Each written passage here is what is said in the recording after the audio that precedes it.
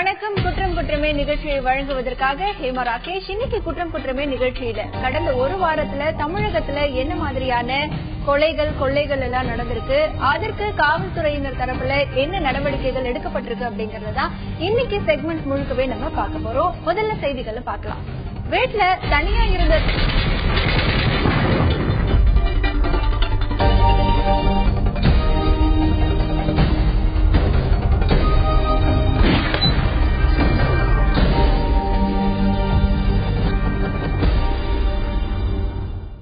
தனியா இருந்த பெண் கழுத்தறுத்து கொலை செய்யப்பட்டது தொடர்பா போலீசார் விசாரணையை நடத்திட்டு வராங்க.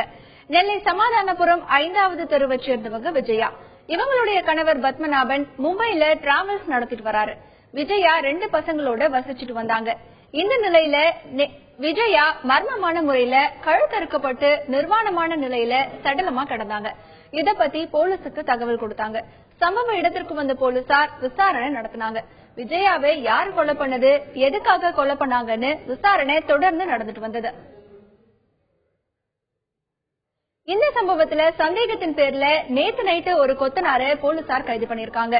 விஜயா வசிக்கிற தெருவுல இருக்கிற ஆட்டோக்கள்ல அவங்க அதிகமா பயணம் பண்ணிருக்காங்க. இதனால அங்க இருக்கிற ஆட்டோ டிரைவர்கள் கிட்டையும் விசாரணை நடந்துட்டு வருது. அடுத்ததா சினிமா பட பாணியில முகத்துல பிளாஸ்டிக் டேப் சுத்தி திருச்சியில பெண் டாக்டர் கொலை செய்யப்பட்டது தொடர்பா போலீசார் பல்வேறு கோணத்துல விசாரணை நடத்திட்டு வராங்க. திருச்சி சமயபுரம் டோல்கேட் மாருதி நகரை சேர்ந்தவங்க ஜூலியட் மேரி. சித்த மருத்துவரான இவங்க தனியார் மருத்துவமனையில வேலை பார்த்துட்டு வந்தாங்க.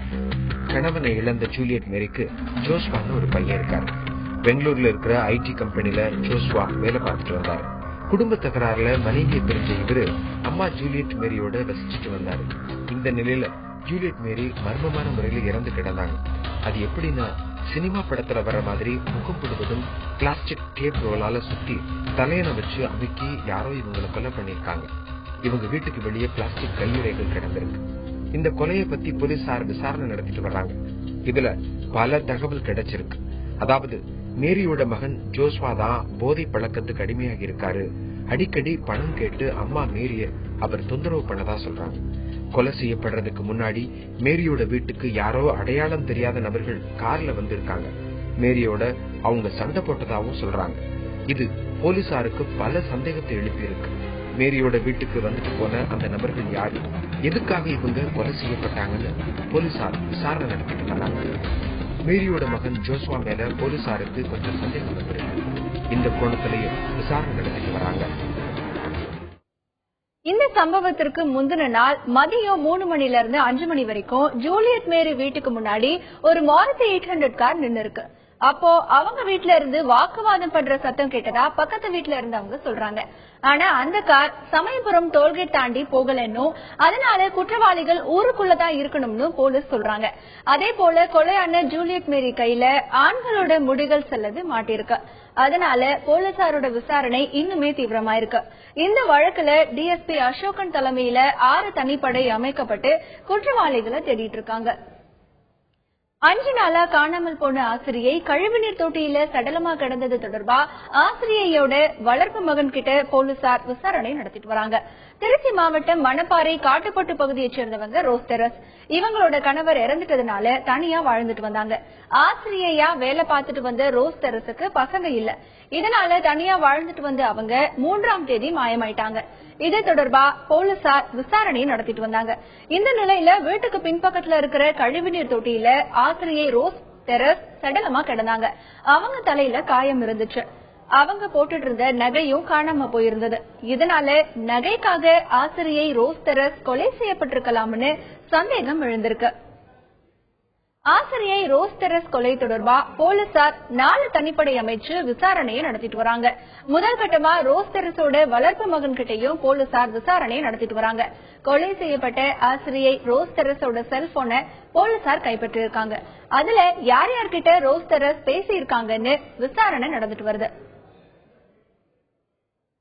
ஜாமீன்ல வெளியே வந்தவர் மனைவி முன்பு கழுத்தறுத்து கொடூரமா கொலை செய்யப்பட்டது தொடர்பா தலைமறைவான முக்கிய குற்றவாளியை போலீசார் தேடிட்டு வராங்க. செங்கல்பட்டை அடுத்த பொன்விளைந்த களத்தூர் பகுதியைச் சேர்ந்தவர் துரைராஜ். இவருக்கு கீதான மனைவியும் 3 பசங்களும் இருக்காங்க. துரைராஜுக்கு வேற 2 பெண்களோட தொடர்பு இருப்பதா சொல்றாங்க. சென்னையில இருக்கிற செல்போன் கடையில வேலை பார்த்துட்டு வந்த துரைராஜ் கொஞ்ச நாளா வேலைக்கு போறதில்லை. இந்த நிலையில முன்னாள் ஊராட்சி மன்ற தலைவர் விஜயகுமார் கொலை வழக்குல முதல் குற்றவாளியா துரைராஜ் கைது செய்யப்பட்டிருக்காரு. ஜாமீன்ல வெளியே வந்த துரைராஜ் வீட்டுல மனைவியோட தூங்கிட்டு இருந்தாரு. அப்போ கார்ல வந்த 4 பேர் கொண்ட மர்ம கும்பல் வீடு புகுந்து மனைவி கீதா கண் முன்னே துரைராஜ சரமாரியா வெட்டி கொடூரமா கொலை பண்ணிட்டு தப்பிச்சு போயிருக்காங்க. கணவன் கழுத்தறுத்து கொலை செய்யப்பட்டதை பார்த்த கீதா அதிர்ச்சியில உறைஞ்சு போயிட்டாங்க. இப்பதான் நின்று போயிட்டாரு, வேலையை விட்டு நின்று போயிட்டாரு. இந்த வேலையை பண்ணவங்க இந்த சின்னமாவும் அவர் புள்ள சுரேஷம் தான், வேற யாரும் கிடையாது. அவங்கதான் கூலிப்பாடு விட்டு செஞ்சது. எங்களுக்கு வேற யாரும் எனிமே கிடையாது. இவங்க எப்படி இருந்தாலும் போலீஸா போட்டு தூக்கல போற வரைக்கும் நாங்க ஓய மாட்டோம். நாங்க வீட்டு பாடியை வாங்கவும் மாட்டோம். தகவல் தெரிஞ்சதும் சம்பவ இடத்துக்கு வந்த போலீசார் சடலத்தை கைப்பற்றி பிரேத பரிசோதனைக்காக செங்கல்பட்டு அரசு மருத்துவமனைக்கு அனுப்பி வைச்சாங்க. முன்விரோதம் காரணமா துரைராஜ் கொலை செய்யப்பட்டதா சொல்றாங்க. ஜாமீன்ல வெளியே வந்தவரு வெட்டி கொலை செய்யப்பட்டது பரபரப்பை ஏற்படுத்தியிருக்கு. வழக்கு பதிவு பண்ண போலீசார் கொலை கும்பல வலை வீசி தேடிட்டு வர்றாங்க. துரைராஜ் கொலையில இதுவரைக்கும் யாருமே சரணடையல. இதுல முக்கிய குற்றவாளியான சுரேஷ் அப்படிங்கிறவரு தொடர்ந்து தலைமறைவாயிட்டாரு. அவரை போலீசார் தேடிட்டு வராங்க. சுரேஷ கண்டுபிடிக்க முடியாததுனால சென்னையில இருக்கிற அவருடைய அக்கா மகாலட்சுமி, அக்காவோட கணவர் மோகன் ஆகியோரை போலீசார் கைது பண்ணிருக்காங்க. ஏன்னா அக்காவை கைது பண்ணா உடனே சுரேஷ் வந்து சரணடைவார்னு போலீசார் எதிர்பார்த்தாங்க. ஆனா அது நடக்கல. அவரு தொடர்ந்து தலைமறைவா இருக்காரு. சேலத்துல மார்பிள்ஸ் விற்பனை நிறுவனத்தோட காவலாளி கொடூரமா கொலை செய்யப்பட்டது தொடர்பா கொலையாளிகளை போலீசார் தேடிட்டு வராங்க. சேலம் புதிய பேருந்து நிலையம் பக்கத்துல ஏராளமான வர்த்தக நிறுவனங்களும் மார்பிள்ஸ் கிரானைட் விற்பனை நிலையங்களும் இருக்கு. நகரத்தோட முக்கிய பகுதி என்பதால இங்கு 24 மணி நேரமும் மக்கள் நடமாட்டம் அதிகமா இருக்கும். இந்த சாலையில் இருக்கிற மார்பிள்ஸ் விற்பனை செய்யும் நிறுவனத்துல காவலாளியா அன்வர் பாஷா என்பவர் வேலை பார்த்துட்டு வர்றாரு. இன்னைக்கு ரொம்ப நேரம் ஆகியும் நிறுவனத்தோட கதவு திறக்காம இருந்துச்சு. இத பத்தி நிறுவனத்துல வேலை பார்க்கும் ஊழியர்கள் போலீஸுக்கிட்ட புகார் கொடுத்திருக்காங்க. சம்பவ இடத்திற்கு வந்த போலீசார் கேட்டை திறக்க முயற்சி பண்ணப்ப உள்பக்கமா பூட்டப்பட்டு இருந்தது தெரிய வந்துச்சு. பூட்டை உடைச்சு உள்ளே போய் பார்த்தப்ப காவலாளி அன்வர் பாஷா முகம் சிதைக்கப்பட்ட நிலையில கொலை செய்யப்பட்டு கிடந்தார்.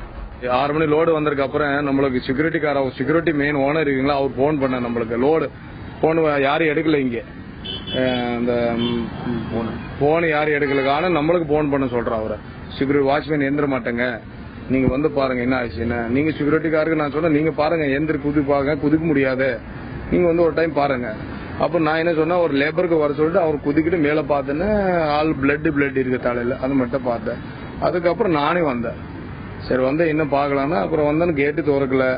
சரி போலீஸ்ட போன் பண்ணிட்டு போலீஸ்க்கு வர சொன்னோம். அதான் மேட்டர் தெரியல. அது என்ன ஆச்சுன்னா காலையில அடி போட்டுற மாதிரி இருக்குன்னு நினைச்சேன். நிறுவனத்தோட அலுவலக அறையில் இருந்த பொருட்கள் சிதறி கிடந்துச்சு. இதனால பணத்தை கொள்ளையடிக்க வந்தவங்க காவலாளி அன்வர் பாஷாவை கொலை பண்ணிருக்கலாம்னு சந்தேகம் எழுந்திருக்கு. மூப்ப நாய்கள் தடயவியல் நிபுணர்கள் வரவழைக்கப்பட்டு தடயங்களை சேகரிச்சிருக்காங்க. இதே போல கொஞ்ச நாளைக்கு முன்னாடி சீலநாயக்கன்பட்டியில கார் விற்பனை செய்யும் நிறுவனத்தோட காவலாளி கொலை செய்யப்பட்ட வழக்குல இதுவரைக்கும் கொலையாளிகள் கைது செய்யப்படல. இந்த நிலையில இப்ப நடந்த இந்த காவலாளி கொலை மக்கள் மத்தியில பீதியை ஏற்படுத்தியிருக்கு. காவலாளி கொலையை விசாரிக்க போலீசார் தனிப்படை அமைச்சிருக்காங்க. இதுவரைக்கும் இந்த கொலை தொடர்பா யாருமே கைது செய்யப்படல. கொலையாளிகளை போலீசார் தொடர்ந்து தேடிட்டு வராங்க. தனியார் மருத்துவமனையில பெண் செவிலியர் மர்மமான முறையில இறந்து கிடந்தது தொடர்பா போலீசார் விசாரணையை நடத்திட்டு வந்தாங்க. விழுப்புரம் மாவட்டம் உளுந்தூர்பேட்டை பக்கத்துல இருக்கிற பாக்கிலனூர் கிராமத்தை சேர்ந்தவங்க தமிழ்மொழி. உளுந்தூர்பேட்டையில இருக்கிற தனியார் மருத்துவமனையில தமிழ்மொழி செவிலியரா வேலை பார்த்துட்டு வந்தாங்க. இந்த நிலையில 7ஆம் தேதி வழக்கம் போல வேலைக்கு போன தமிழ்மொழி மருத்துவமனை கழிவறையில மர்மமான முறையில இறந்து கிடந்தாங்க. இத பத்தி தமிழ்மொழியோட குடும்பத்துக்கு தகவல் கொடுக்கப்பட்டது. இறந்து போன தமிழ்மொழி அணிந்திருந்த சீருடை உள்ளாடைகள் எல்லாமே கிழிந்திருந்தது. இது பல சந்தேகத்தை எழுப்பினது. தமிழ்மொழி பாலியல் பலாத்காரம் செய்யப்பட்டு கொலை செய்யப்பட்டாரான்னு அவருடைய உறவினர்கள் சந்தேகப்பட்டாங்க. இதனால தமிழ்மொழியோட சாவுல சந்தேகம் இருக்கிறதா அவங்க சொல்லிருக்காங்க. இத பத்தி போலீசார் விசாரணை நடத்திட்டு வந்தாங்க. ஆனா இந்த வழக்குல திடீர் திருப்பமா தமிழ்மொழி தற்கொலை பண்ணிக்கிட்டதான்னு சொல்லி போலீஸ் வழக்கு முடிச்சிட்டதா சொல்றாங்க. ஆனாலும் இந்த வழக்குல நிறைய சந்தேகங்கள் இருக்கிறதா தமிழ்மொழி தரப்புல இருக்கிற உறவினர்கள் சொல்றாங்க. வேன் டிரைவர் கண்ல மிளகா பொடியை தூவிட்டு 1 கோடி ரூபாய் மதிப்புள்ள தங்க சுருள்களை மர்ம நபர்கள் கொள்ளையடிச்சிட்டு போயிட்டாங்க. சென்னை விமான நிலையத்திலிருந்து மறைமலை நகர்ல இருக்கிற தனியார் நிறுவனத்திற்கு வேன் மூலமா ஏகாம்பரம் அப்படிங்கிறவரு தங்க சுருள்களை ஏத்திட்டு போனாரு. தலா 27 லட்சம் ரூபாய் மதிப்புள்ள 4 தங்க சுருள்கள் அந்த வேன்ல இருந்துச்சு. வண்டலூர் பக்கத்துல இருக்கிற ஒரு இடத்துல வேனை வழிமறைச்ச 5 பேர் கொண்ட கும்பல் ஒண்ணு டிரைவர் ஏகாம்பரம் கண்ல மிளகா பொடியை தூவிட்டு தங்க சுருள்களை எடுத்துட்டு போயிட்டாங்க. இத பத்தி போலீஸ் கிட்ட வேன் டிரைவர் ஏகாம்பரம் புகார் கொடுத்திருக்காரு. போலீசார் விசாரணையை தீவிரப்படுத்தினாங்க. வேன்ல தங்க சுருள் இருக்கிற விஷயம் தெரிஞ்சவங்க தான் இந்த கொள்ளையில ஈடுபட்டிருக்கலாம்னு போலீசார் சந்தேகப்பட்டாங்க.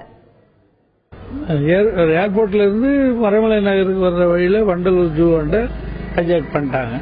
4 box gold wire. SPEL semiconductor limited Maraimalai Nagar ஒரு 80 லட்சம் இருக்கும். மிளகாத்தூள் தூவிட்டு டிரைவரை கட்டி போட்டுட்டு வண்டி வண்டலூர் ஜூ பின்னாடி போயிட்டு நிப்பாட்டிட்டு எடுத்துட்டாங்க. நைட்டு ஒரு 9:30 மணிக்கு அடிச்சிருக்காங்க. மிளகாத்தூள் தூவி இருக்கிறாங்க எல்லாம் பண்ணிட்டு. இந்த வழக்குல இன்னும் குற்றவாளிகள் கண்டுபிடிக்கப்படல. சம்பந்தப்பட்ட ஆபீஸ் ஊழியர்கள் கிட்ட விசாரணை நடந்துட்டு வருது. ஆனாலும் குற்றவாளிகள் இன்னும் கண்டுபிடிக்கப்படல. டாஸ்மாக் கடையோட பூட்டை உடைச்சு 1 லட்சம் ரூபாய் மது பாட்டில்கள் கொல்ல போனது பரபரப்பை ஏற்படுத்தியிருக்கு. விழுப்புரம் மாவட்டம் உளுந்தூர்பேட்டை சென்னை தேசிய நெடுஞ்சாலையில டாஸ்மாக் கடை ஒண்ணு செயல்பட்டு வருது. 4ஆம் தேதி நைட்டு ஊழியர்கள் வழக்கம் போல கடையை பூட்டிட்டு போயிருக்காங்க. அடுத்த நாள் காலையில வந்து பார்க்கும்போது பூட்டு உடைக்கப்பட்டிருப்பதை பார்த்து அதிர்ச்சி அடைஞ்சாங்க. இத பத்தி அவங்க போலீசுக்கு தகவல் கொடுத்திருக்காங்க. சம்பவ இடத்திற்கு வந்த போலீசார் விசாரணை நடத்தினாங்க. இதுல கடையில இருந்த 1,47,000 ரூபாய் பணமும் மது பாட்டில்களும் கொல்ல போனது தெரிய வந்தது. இதையடுத்து பூட்டை உடைச்சு கைவரிசை காட்டிய கொள்ளையர்களை போலீசார் தீவிரமா தேடிட்டு வராங்க. இந்த வழக்குல இன்னும் எந்த முன்னேற்றமும் ஏற்படல. இன்னும் குற்றவாளிகளை போலீசார் தேடிட்டு தான் வராங்க. சென்னை சோழிங்கநல்லூர் பக்கத்துல 3 மாசத்துக்கு முன்னாடி காதல் திருமணம் செஞ்சுக்கிட்டவரு மர்மமான முறையில உயிரிழந்திருக்கிற சம்பவம் பரபரப்பை ஏற்படுத்தியிருக்கு. சோழிங்கநல்லூர் பக்கத்துல பெரும்பாக்கத்தை சேர்ந்த எட்வின் அப்படிங்கிறவரு அதே பகுதியைச் சேர்ந்த பெண்ணை காதலிச்சு எதிர்ப்பை மீறி கடந்த 3 மாசத்துக்கு முன்னாடி திருமணம் பண்ணிருக்காரு. இதுக்கு நடுவுல இவருடைய சடலத்தை பெரும்பாக்கம் ஏரிக்கரையில இன்னைக்கு காலையில போலீசார் மீட்டிருக்காங்க. தடையை மீறி காதல் திருமணம் பண்ணதுனால பெண்ணோட உறவினர்கள் யாராவது எட்வினை கொலை செஞ்சிருக்காங்களா இல்ல முன்விரோதம் காரணமா இந்த கொலை நிகழ்ந்திருக்கான்னு போலீசார் விசாரணையை நடத்திட்டு வராங்க. என்ன போட்டு பாக்கும்போது ஏறிக்கிட்ட செத்து கிடக்குறாங்க, ஏறிக்கிட்ட அடிச்சு போட்டு கிடக்குறான்னு தான் சொன்னாங்க. நேத்து நைட்டுக்கு வீட்டுக்கு வந்தாங்க. எலக்ட்ரிஷியன் ஒர்க்குப்பா. அவன் பேர் எட்வின்பா. இப்ப ரொம்ப 21 வயசு ஆகுது. நான் ஆசைப்பட்ட பொண்ணை கல்யாணம் பண்ணி வச்சிருக்கேன்பா. தெரியலப்பா. 55 சவரன் நகையை திருடிட்டு போன கொள்ளையர்கள் வீட்டை பூட்டிட்டு சாவியை கையோட எடுத்துட்டு போயிருக்காங்க. மதுரை வில்லாபுரம் நேரு தெருவுல பழனிக்குமார் அப்படிங்கிறவரு வசிச்சுட்டு வராரு. இவரு 2ஆம் தேதி குடும்பத்தோட திருப்பதிக்கு போய் சாமி கும்பிட்டு இருக்காரு. வீட்டை பூட்டிட்டு சாவிய மாடி படிக்கட்டுக்கு கீழே பழனிக்குமார் வச்சிருக்காரு. இதை தெரிஞ்சுக்கிட்ட மர்ம நபர்கள் மாடி படிக்கட்டுக்கு கீழே இருந்த வீட்டு சாவியை எடுத்து பூட்டை திறந்திருக்காங்க. உள்ள போய் பீரோவுல இருந்த 55 சவரன் நகை, 3000 ரூபாய் பணம் எல்லாத்தையும் கொள்ளையர்கள் எடுத்துட்டு போயிட்டாங்க. போகும்போது வீட்டை பூட்டிட்டு சாவிய அவங்க கையோட எடுத்துட்டு போயிட்டாங்க. வீடு திரும்பிய பழனிக்குமார் சாவியை காணும்னு தேடி இருக்காரு. பூட்டை உடைச்சு உள்ள போய் பார்த்தப்பதான் கொல்ல போனது தெரிய வந்திருக்கு. ஏத்தோட்டக்காரங்க குழந்தை வீடு பூட்டி இருக்கு, சாவி இல்ல, பூட்டு இல்ல அப்படின்னு சொல்ல வந்தா நாங்க வந்து பாக்கல பூரா உடஞ்சு கிடந்தது. வந்து பார்த்தா அன்னைக்கு நைட் வரைக்கும் நாங்கள் இன்னும் கலந்து போகலன்னு நினைச்சுக்கிட்டு இருந்தோம். நேற்று சாயந்தரம் தான் வந்து பார்த்தா கதவு உள்ள உடச்சு பூரா ஜாமான் எடுத்துட்டு பழையபடி இருந்தனால கூட்டி வச்சுட்டு போயிட்டேன். சாமி கொண்டுட்டே போயிட்டேன். புறாட்டி 55 கொண்டாக 3000 ரூபாய் ரொக்க பணம். இந்த தெருவில் இதே மாதிரி நிறைய நடக்குது. இந்த ஒரு வருஷம் 2 வருஷத்துல நிறைய நடக்குது. இதை எப்படியாவது காவல்துறை நகையை மீட்டு கொடுக்கணும். முதல்ல அவங்க அம்மாவோட நகை அது 55 பவுன் நகை அவங்க அம்மா வீட்டுல இருந்து அங்க பாதுகாப்புல இங்க கொண்டு வந்து வச்சிருந்தது. வியாழக்கிழமை காலையில சாமி கும்பிட்டு கிளம்புறோம் திருப்பதிக்கு. அங்க கூட்டமா இருந்ததுனால கொஞ்சம் இதா இருந்துச்சு, லேட் ஆயிடுச்சு. ஞாயிற்றுக்கிழமை காலையில தான் சாமியை கூப்பிட்டு வெளியே வரும்போது அவங்க சொன்னாங்க கேட் வந்து திறந்து இருந்தது, எதிர்த்து வீட்டுக்காரங்க கூப்பிட்டு காட்டினாங்கன்னு சொல்லிட்டு. ஆனா என்னன்னா சாவி எப்படின்னா இங்க நாங்க வந்து ஓபன் பண்ணி இந்த கதவோட சாவியை இங்க வச்சுட்டு போயிட்டோம். சாவியை திறந்து உள்ள போய் பீரோலாம் திறந்து கரெக்டா அந்த ஜாமான் எடுத்துட்டு மறுபடியும் பூட்டி சாவியை எடுத்துட்டு போயிட்டாங்க. திரும்பி வந்து பார்க்கும்போது கதவு பூட்டியே இருந்ததுனால எதுவும் களவு போகலன்னு நினைச்சுக்கிட்டோம் நாங்க. அப்புறம் போலீஸ் நைட்டு வந்து போலீஸ்ட்டு போய் கம்ப்ளைண்ட் பண்ணியிருந்தோம். வந்து நைட்டே பார்த்தாங்க. இப்ப என்ன நடவடிக்கை எடுக்கிறது சீக்கிரமா செய்யணும். 55 பவுன் பக்கம் 50ல இருந்து 55 பவுன் பக்கம் இருக்கும் நகை. இதுவரைக்கும் இந்த சம்பவத்துல குற்றவாளிகள் யாருமே பிடிபடல. போலீசார் தொடர்ந்து விசாரணை நடத்திட்டு வராங்க. சென்னையில ஆள் நடமாட்டம் அதிகம் இருக்கிற இடத்துல நகைக்கடை ஊழியரை தாக்கிட்டு 1.5 கிலோ தங்க நகைய மர்ம நபர்கள் கொள்ளையடிச்சிட்டு போயிட்டாங்க. சென்னை வளசரவாக்கத்தை சேர்ந்தவர் ஹிமத்ரா. இவரு ராயபுரத்துல இருக்கிற நகை கடையில வேலை பார்த்துட்டு வராரு. ராயபுரத்துல இருந்து 1.5 கிலோ நகையை எடுத்துக்கிட்டு தியாகராய நகர்ல இருக்கிற நகை கடைக்கு ஹிமத்ராம் போயிட்டு வந்தாரு. இரவு 9 மணி அளவுல ஜெமினி மேம்பாலம் பக்கத்துல போயிட்டு இருந்த ஹிமத்ராம 4 இருசக்கர வாகனத்துல வந்த மர்ம நபர்கள் 8 பேர் வழிமறிச்சு நகைய பறிச்சுட்டு போயிருக்காங்க. இத பத்தி தேனாம்பேட்டை போலீஸ் கிட்ட ஹிமத்ராம் புகார் கொடுத்திருக்காரு. விஷயம் தெரிஞ்ச நபர்கள் தான் இந்த கொள்ளையில ஈடுபட்டிருக்கலாம்னு போலீசார் சந்தேகப்படுறாங்க. அந்த கோணத்திலயும் அவங்க விசாரணையை நடத்திட்டு வந்தாங்க. இந்த வழக்குல ஹிமத்ராம் மேலேயும் போலீஸுக்கு சந்தேகம் இருக்கு. காரணம் இவர் நகைக்கடை ஊழியர்னால இவர் மேலேயும் சந்தேகப்படுறாங்க. அதே நேரத்துல ஹிமத்ராம் இந்த நகைகளை எடுத்துட்டு போறதை தெரிஞ்சோ யாரோ தான் இந்த கொள்ளையில ஈடுபட்டிருக்கலாம்னு போலீசார் இந்த கோணத்திலையும் விசாரணை நடத்திட்டு வராங்க. இத்துடன் குற்றம் குற்றமே நிறைவடைகிறது. மீண்டும் அடுத்த நிகழ்ச்சியில் சந்திக்கலாம்.